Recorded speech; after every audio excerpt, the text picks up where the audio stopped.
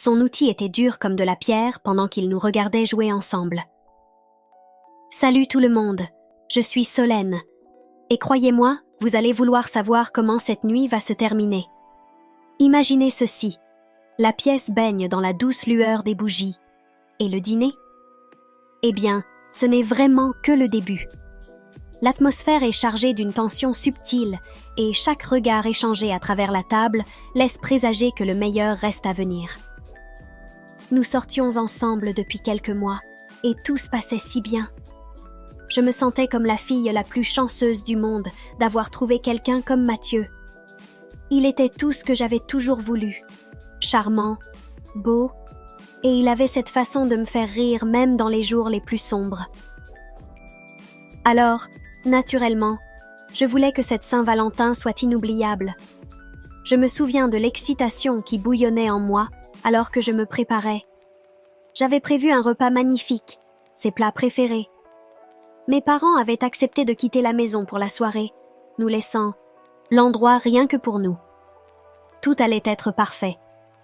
J'avais même acheté une bouteille de vin, ce qui était un peu risqué vu que nous étions tous les deux mineurs, mais je voulais que tout soit parfait.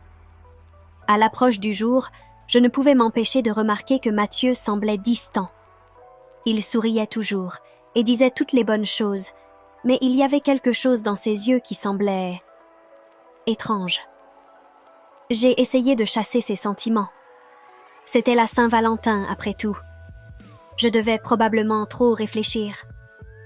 Ce soir-là, j'étais un mélange de nerfs et d'excitation en finissant de mettre la table. Tout était magnifique. Les bougies vacillaient doucement et l'arôme de la nourriture emplissait l'air. J'avais hâte de voir son visage quand il entrerait. Quand Mathieu est arrivé, il avait l'air un peu fatigué, mais il m'a quand même donné ce sourire qui faisait toujours fondre mon cœur. Nous nous sommes assis pour dîner et pendant un moment, tout était parfait. Nous avons ri, parlé de nos journées et partagé des histoires sur notre passé. Mais à mesure que la nuit avançait, je pouvais sentir la distance entre nous grandir. C'était subtil au début. Une blague manquée ici, un regard distrait là. Mais ensuite, à mi-chemin du repas, j'ai remarqué quelque chose qui m'a fait un pincement au cœur. Son téléphone, qu'il avait posé face cachée sur la table, a commencé à vibrer. Une fois, puis encore une fois, et une troisième fois. Il a instinctivement tendu la main pour le prendre, mais s'est arrêté, comme s'il réalisait quelque chose. « Tout va bien ?» ai-je demandé, en essayant de garder ma voix légère. « Oui, juste. Du travail ?» a-t-il répondu, mais ses yeux étaient fuyants. J'ai essayé de l'ignorer, mais le nœud dans mon estomac grandissait. Le téléphone a continué de vibrer et je pouvais voir son malaise grandir. Finalement, il a pris le téléphone, a regardé l'écran, puis l'a rapidement reposé. Je voulais le croire. Vraiment. Mais quelque chose ne tournait pas rond. Le reste du dîner est passé dans un flou, avec moi essayant d'agir normalement, tandis que mon esprit courait avec des questions. Quand nous avons finalement terminé, j'ai suggéré que nous allions au salon. Peut-être qu'un peu de temps sur le canapé, blotti devant un film, ramènerait la connexion qui semblait s'effilocher. Mais même alors que nous étions assis ensemble, je pouvais le sentir s'éloigner encore plus. J'ai essayé de me rapprocher, mais son corps était raide. La tension entre nous devenait insupportable. Et puis, c'est arrivé. Son téléphone a vibré de nouveau, et cette fois, je n'ai pas pu m'empêcher. J'ai tendu la main et l'ai pris avant qu'il ne puisse le faire. Sa réaction a été instantanée. Il a essayé de le reprendre, mais je l'ai gardé, mon cœur battant à tout rompre. « Mathieu, qu'est-ce qui se passe ?» ai-je demandé, ma voix tremblante. Il a hésité, et à ce moment-là, j'ai su. Je savais tout simplement. « Donne-moi le téléphone, s'il te plaît », dit-il doucement, ses yeux suppliants. Mais il était trop tard. J'ai déverrouillé l'écran, et c'était là. Un message d'un numéro que je ne reconnaissais pas, avec des mots qui ont brisé mon cœur en 1000 morceaux. Joyeuse Saint-Valentin, mon amour. J'ai hâte que nous puissions enfin être ensemble pour de vrai. Je fixais les mots, mon esprit luttant pour comprendre ce que je voyais. Comment cela pouvait-il arriver? Comment tout ce que je croyais être vrai pouvait-il être un mensonge? Qui est-elle? Ai-je chuchoté, à peine capable de prononcer les mots. Mathieu ne répondit pas. Il restait là, le visage pâle, les yeux pleins de culpabilité. Qui est-elle, Mathieu? Ai-je demandé de nouveau, plus fort cette fois. Il a finalement parlé, sa voix basse et pleine de regret. Elle s'appelle Émilie. Nous nous voyons depuis un moment maintenant. J'allais te le dire, mais je ne voulais pas gâcher ce soir. Gâcher ce soir? Ai-je répété, l'incrédulité et la colère m'envahissant. Tu m'as trompé et tu t'inquiètes de gâcher la soirée? Il ne dit rien, et dans ce silence, tout ce que j'avais ressenti, le doute, la peur, la tristesse, s'est transformé en autre chose, la trahison. Une trahison pure et simple. J'ai jeté son téléphone vers lui et je me suis levée, incapable de rester près de lui plus longtemps. Pars, ai-je dit, ma voix tremblante d'émotion. Laisse-moi t'expliquer. Commença-t-il, mais je l'ai interrompu. Il n'y a rien à expliquer. Pars. Il resta là un moment, semblant vouloir en dire plus, mais il hocha finalement la tête et partit, la porte se fermant derrière lui avec une finalité qui résonna dans mon cœur. Dès qu'il fut parti, je m'effondrai sur le canapé, les larmes que je retenais depuis si longtemps coulant enfin. Comment cela avait-il pu arriver? Comment la personne en qui j'avais le plus confiance pouvait-elle me trahir de cette façon? Je ne sais pas combien de temps j'ai pleuré, mais finalement, les larmes se sont arrêtées. Et alors que je restais là, dans le noir, la réalité de ce qui venait de se passer commença à s'installer. La personne que j'aimais, la personne avec qui j'avais planifié mon avenir, était partie. Et il ne reviendrait pas. Mais aussi douloureux que cela ait été, je savais une chose avec certitude. Mon histoire n'était pas encore terminée. Mon histoire n'est pas encore terminée. N'hésitez pas à vous abonner à la chaîne.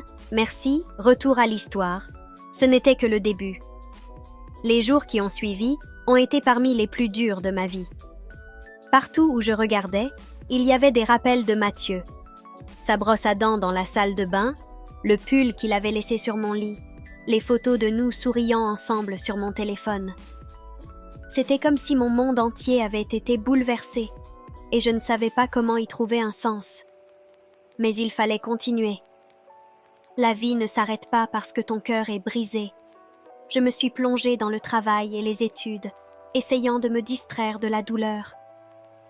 Mes amis se sont rassemblés autour de moi, m'offrant leur soutien, et bien que j'appréciais cela, rien ne pouvait vraiment combler le vide que je ressentais à l'intérieur. Les nuits étaient les pires. Allongée dans mon lit, regardant le plafond, mon esprit repassant chaque moment avec Mathieu, essayant de comprendre où les choses avaient mal tourné. Il ne fallut pas longtemps avant que la nouvelle se répande. Notre rupture devint le sujet de conversation de la ville. Les petites communautés vivent de ragots, après tout. J'ai entendu toutes sortes d'histoires sur Mathieu et sa nouvelle petite amie, Émilie. Certaines personnes disaient qu'ils étaient ensemble depuis des mois. D'autres affirmaient que ce n'était qu'une aventure. Mais rien de tout cela n'avait d'importance pour moi. Tout ce qui comptait, c'était qu'il m'avait trahi et j'étais laissée pour ramasser les morceaux.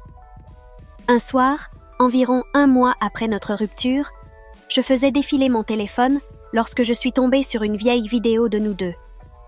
Nous étions à la plage, riant et plaisantant, complètement inconscients de la tempête qui se préparait juste sous la surface. En la regardant, j'ai ressenti un mélange de tristesse et de colère. Comment avait-il pu me faire cela? Comment avait-il pu prétendre m'aimer alors qu'il était avec quelqu'un d'autre? Mais à mesure que la vidéo continuait, j'ai réalisé quelque chose. Je n'étais plus la même personne que j'étais dans cette vidéo. Cette fille était naïve, confiante et complètement impréparée à ce que la vie lui avait réservé. Mais maintenant, j'étais plus forte. J'avais traversé le pire et j'étais toujours debout. Il était temps de passer à autre chose. Quelques semaines plus tard, j'ai décidé de faire quelques changements dans ma vie. J'ai commencé par redécorer ma chambre, en me débarrassant de tout ce qui me rappelait Mathieu. J'ai acheté une nouvelle literie, réorganisé les meubles et rempli l'espace avec des choses qui me rendaient heureuse. C'était un petit changement, mais cela a fait une grande différence. J'avais l'impression de reprendre ma vie, morceau par morceau. J'ai aussi commencé à aller à la salle de sport. Au début, c'était juste une façon de sortir de la maison, mais bientôt c'est devenu quelque chose de plus. L'effort physique m'aidait à clarifier mon esprit, et les progrès que je faisais me donnaient un sentiment d'accomplissement que je n'avais pas ressenti depuis longtemps. De plus, j'ai commencé à rencontrer de nouvelles personnes, des gens qui ne connaissaient pas mon passé, qui me voyaient pour ce que j'étais maintenant, et non pour ce que j'avais été avec Mathieu. L'une de ces personnes était Alex. Alex était l'un des entraîneurs de la salle de sport, et nous sommes rapidement devenus amis. Il était drôle, facile à vivre, et il avait une façon de me faire sentir bien dans ma peau, quelque chose que je n'avais pas ressenti depuis longtemps. Nous avons commencé à passer de plus en plus de temps ensemble, à prendre un café après les entraînements, à nous promener dans le parc et à parler de tout et de rien. Il n'a pas fallu longtemps avant que je commence à développer des sentiments pour lui. Au début, j'ai essayé de les repousser. Après tout, je n'étais pas prête pour une autre relation, surtout pas après ce qui s'était passé avec Mathieu. Mais plus je passais de temps avec Alex, plus il devenait difficile de nier ce que je ressentais. Puis, un jour, alors que nous étions assis dans un café, riant de quelque chose de ridicule, il m'a regardé d'une manière qui a fait battre mon cœur plus vite. « Pourquoi tu me regardes comme ça ?» ai-je demandé, ma voix teintée de nervosité. « Parce que tu me plais », a-t-il répondu, ses yeux remplis de sincérité. « Tu me plais depuis un moment maintenant, mais je ne voulais pas te brusquer. Je sais que tu as traversé beaucoup de choses et je ne voulais pas compliquer les choses. » Je suis restée silencieuse un moment, essayant de comprendre ce qu'il venait de dire. Une partie de moi avait peur. Peur de me blesser à nouveau. Peur de m'ouvrir à quelqu'un de nouveau. Mais une autre partie de moi était excitée. Alex était différent. Il était gentil, attentionné, et il me faisait sentir que j'avais de la valeur. « Tu me plais aussi », ai-je finalement avoué, ma voix à peine audible. Il a souri, un sourire qui a fait sentir mon cœur plus léger qu'il ne l'avait été depuis des mois. « Alors, prenons notre temps. Nous n'avons pas besoin de nous précipiter. Je veux juste apprendre à mieux te connaître et voir où ça nous mène. » Et c'est ce que nous avons fait. Nous avons pris notre temps, vraiment pris notre temps. Nous avons passé du temps ensemble, appris à nous connaître, construit une base de confiance et de compréhension. Ce n'était pas toujours facile. Il y avait des moments où j'avais envie de m'éloigner, des moments où la peur de me blesser à nouveau était presque trop forte à supporter. Mais Alex était patient, me rassurant toujours que nous étions ensemble dans cette aventure. Et lentement, mais sûrement, j'ai commencé à le croire. Quelques années ont passé, et ma vie avait complètement changé. J'étais plus heureuse, plus confiante, et dans une relation avec quelqu'un qui se souciait vraiment de moi. Alex et moi nous étions rapprochés au fil du temps, et bien que nous ne nous précipitions pas dans quoi que ce soit, je pouvais imaginer un avenir avec lui, quelque chose que je n'avais pas été capable d'imaginer avec qui que ce soit depuis Mathieu. Mais juste quand je pensais avoir laissé mon passé derrière moi, la vie m'a lancé une nouvelle épreuve. C'était encore la Saint-Valentin, 2 ans depuis cette nuit fatidique où tout s'était effondré. Alex avait prévu une soirée spéciale pour nous, et j'avais hâte de la passer avec lui. Nous avions décidé de sortir dîner, dans un petit restaurant chaleureux qui venait d'ouvrir en ville. C'était l'endroit parfait, intime, avec un éclairage tamisé et une ambiance chaleureuse. Alors que nous entrions, main dans la main, je ressentis un sentiment de paix. C'était là que je devais être. C'était ce que l'amour devait être, sûr, sécurisé et plein de possibilités. Mais alors qu'on nous montrait notre table, mon cœur s'arrêta presque.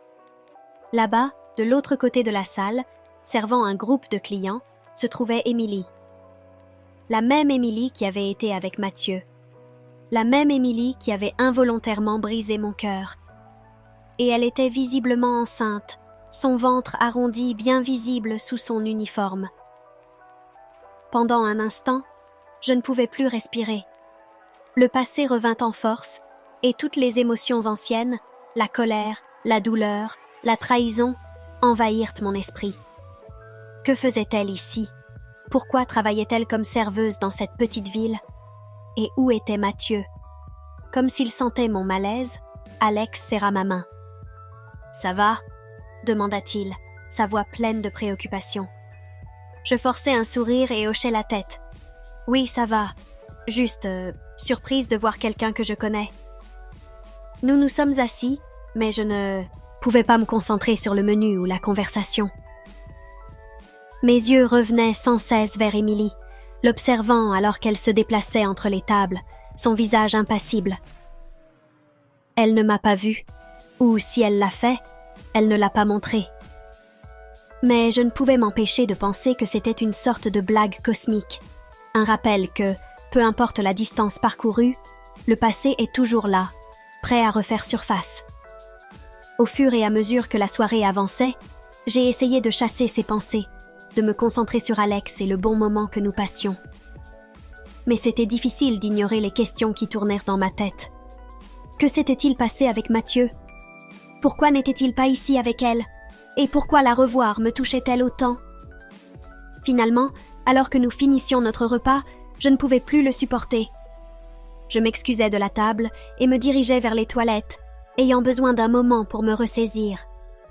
Mais en passant devant la cuisine, j'entendis une voix familière, une voix que je n'avais pas entendue depuis 2 ans. Une voix qui me fit frissonner. Mathieu.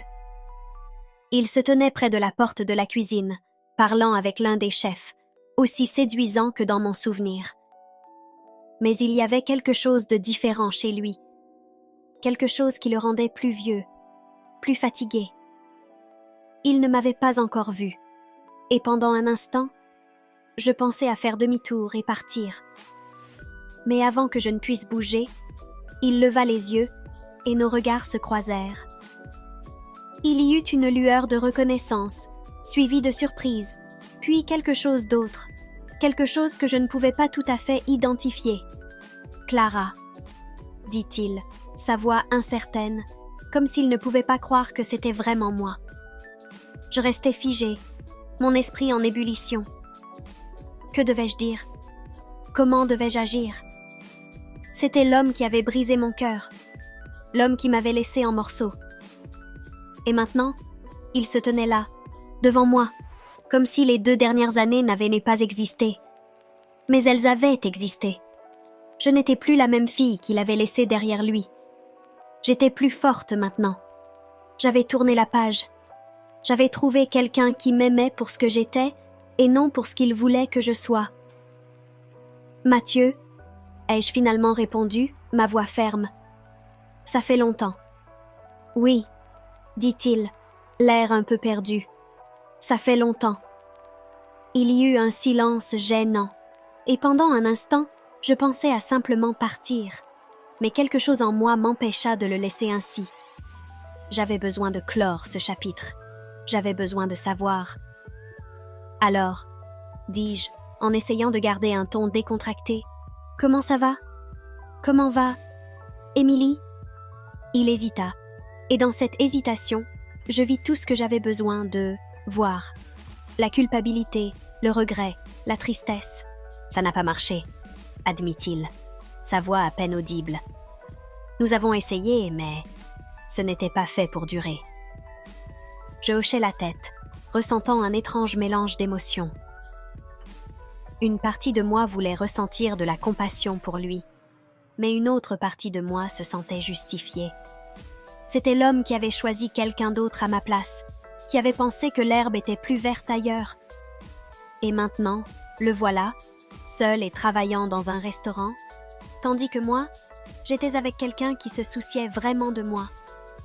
Mais aussi fort que soit mon désir de le lui rappeler, je ne l'ai pas fait. Je n'étais plus cette personne. « Je suis désolée d'apprendre ça », dis-je sincèrement. Mais j'espère que tu trouveras le bonheur, Mathieu. Je le souhaite vraiment. » Il me regarda, ses yeux remplis de quelque chose que je ne pouvais pas tout à fait cerner. « Tu as l'air bien, Clara. Heureuse. »« Je le suis, » ai-je répondu, un sourire se dessinant sur mes lèvres. « Je le suis vraiment. » Sur ce, je me retournai et m'éloignai, laissant Mathieu et le passé derrière moi. Alors que je retournais à la table, je ressentis un sentiment de clôture que je n'avais pas ressenti depuis longtemps. Le chapitre avec Mathieu était enfin terminé. J'étais libre. La rencontre avec Mathieu et Émilie m'a laissé étrangement en paix. C'était comme si un poids avait été soulevé de mes épaules. Un poids dont je n'avais même pas réalisé que je le portais. Pendant si longtemps, j'avais été hantée par les souvenirs de ce qui s'était passé, par la douleur et la trahison. Mais maintenant, en les voyant à nouveau, en voyant comment leur vie avait évolué, j'ai réalisé que j'avais tourné la page. J'avais grandi. J'étais plus forte, plus sage et plus heureuse que je ne l'avais jamais été. Alex remarqua aussi le changement en moi. Après cette nuit, il me dit combien il était fier de moi, de voir combien j'avais progressé, de la manière dont j'avais géré la situation avec grâce et maturité. Son soutien signifiait beaucoup pour moi, et cela m'a fait réaliser à quel point j'étais chanceuse de l'avoir dans ma vie. Nous avons continué à construire notre relation, prenant les choses un jour à la fois. Nous avons voyagé ensemble, exploré de nouveaux passe-temps et passé d'innombrables nuits à parler de nos rêves pour l'avenir. Et plus je passais de temps avec Alex, plus je savais qu'il était celui avec qui je voulais passer le reste de ma vie. Il ne fallut pas longtemps avant que nous commencions à parler de l'avenir de manière plus concrète. Mariage, maison, peut-être même une famille. C'était excitant et un peu effrayant, mais surtout, cela semblait juste. J'avais trouvé quelqu'un qui m'aimait pour ce que j'étais, quelqu'un qui me faisait me sentir en sécurité, chérie et appréciée. Et ainsi, 1 an plus tard, par une belle journée de printemps, Alex s'est agenouillé et m'a demandé de l'épouser. Et, bien sûr, j'ai dit oui. Notre mariage était tout ce dont j'avais toujours rêvé. Simple, élégant et entouré des personnes que nous aimions le plus. Alors que je me tenais à l'autel, regardant dans les yeux d'Alex, je ne pouvais m'empêcher de penser à combien j'avais progressé. De cette fille au cœur brisé le jour de la Saint-Valentin à la femme qui se tenait là, prête à commencer un nouveau chapitre avec l'homme de ses rêves. Et alors que nous échangions nos vœux, promettant de nous aimer et de nous chérir pour le reste de nos vies, je savais que mon histoire n'était pas encore terminée. Il restait encore tant de chapitres à écrire, tant d'aventures à vivre. Mais pour la première fois depuis longtemps, je n'avais plus peur de ce que l'avenir me réservait. J'étais prête. La vie a une drôle de façon de te surprendre quand tu t'y attends le moins. Juste au moment où je pensais que mon histoire était complète, que j'avais trouvé mon happy end, le destin a décidé de me lancer une dernière épreuve. C'était quelques mois après le mariage. Alex et moi nous installions dans notre vie de couple, profitant de notre temps ensemble et planifiant l'avenir. Un jour, sans prévenir, j'ai reçu un message sur les réseaux sociaux. Il venait d'Émilie.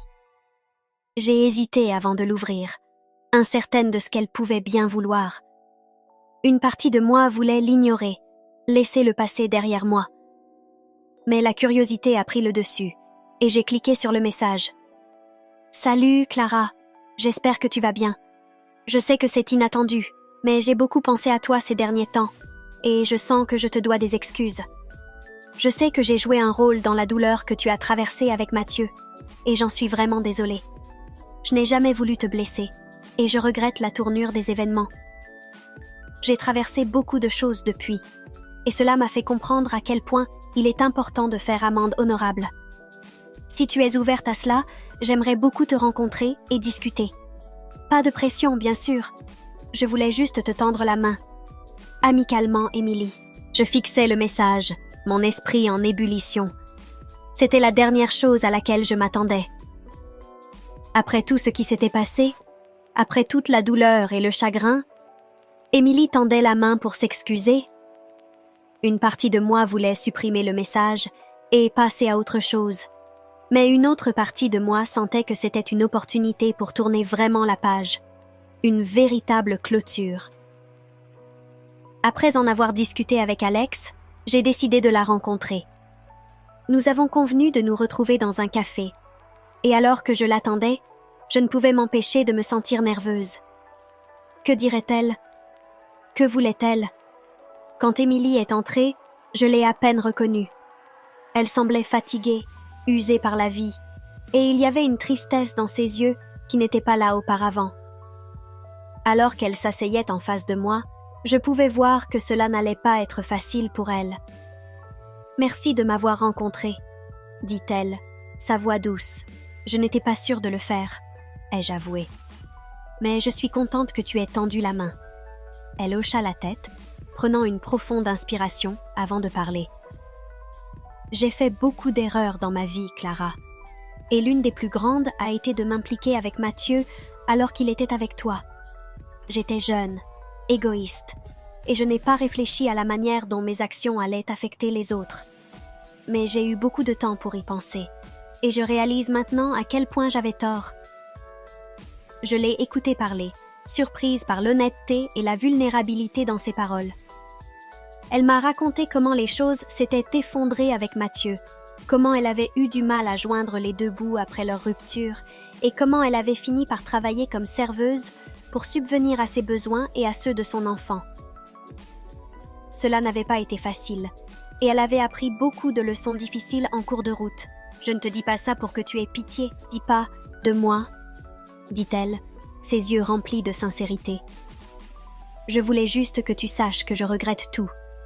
Je suis vraiment désolée pour la douleur que je t'ai causée, et j'espère que tu pourras me pardonner. » En l'écoutant, j'ai ressenti un étrange sentiment de paix. C'était la clôture dont je n'avais pas réalisé que j'avais besoin. Les excuses d'Émilie n'effaçaient pas le passé, mais elles m'aidaient à le mettre au repos. Je pouvais voir qu'elle avait changé, qu'elle avait appris de ses erreurs, et je la respectais pour avoir eu le courage de faire amende honorable. « Je te pardonne, » dis-je sincèrement. Nous avons tous fait des erreurs. Ce qui compte, c'est que nous en apprenons et que nous avançons. Des larmes lui montèrent aux yeux, et elle sourit, un sourire authentique, reconnaissant. « Merci, Clara. Cela signifie plus pour moi que tu ne le penses. Nous avons parlé encore un peu, partageant des histoires sur nos vies, et combien nous avions progressé. Quand nous nous sommes finalement quittés, je me suis sentie plus légère, comme si un fardeau que j'avais porté pendant des années s'était enfin envolé. En rentrant chez moi, j'ai réalisé que c'était le dernier rebondissement de mon histoire, celui que je n'avais pas vu venir. Il ne s'agissait pas de vengeance ou de représailles. Il s'agissait de pardon, de guérison et d'avancée.